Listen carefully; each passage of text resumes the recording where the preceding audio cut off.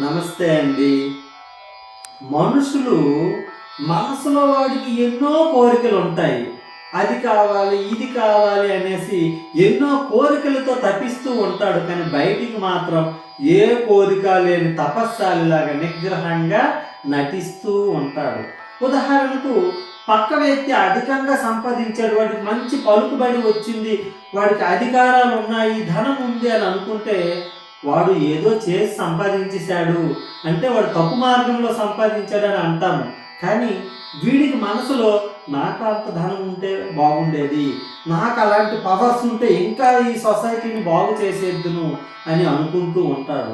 ఇంకా సూటిగా చెప్పాలంటే ఒక అందమైన వస్తువు, అంతెందుకు ఒక అందమైన అమ్మాయి మన పక్క నుండి అలా వెళ్తుందంట, అబ్బా ఎంత బాగుందిరా ఈ అమ్మాయి అని మనసులోనే అనుకుంటాడు, బయటికి అనడు. ఎందుకంటే పక్కన వాడి భార్య వింటే తొక్క తీసేస్తుంది.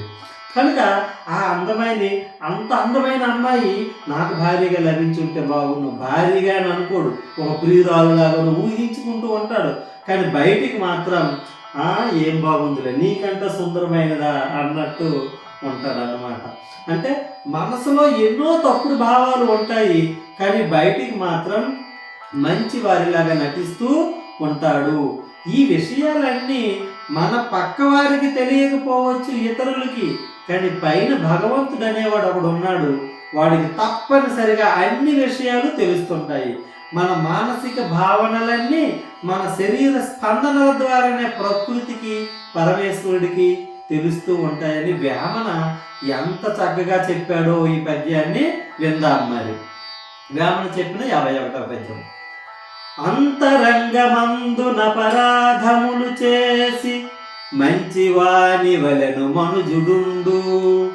అంతరంగమందున పరాధములు చేసి మంచివాని వలెను మనుజుడుండు.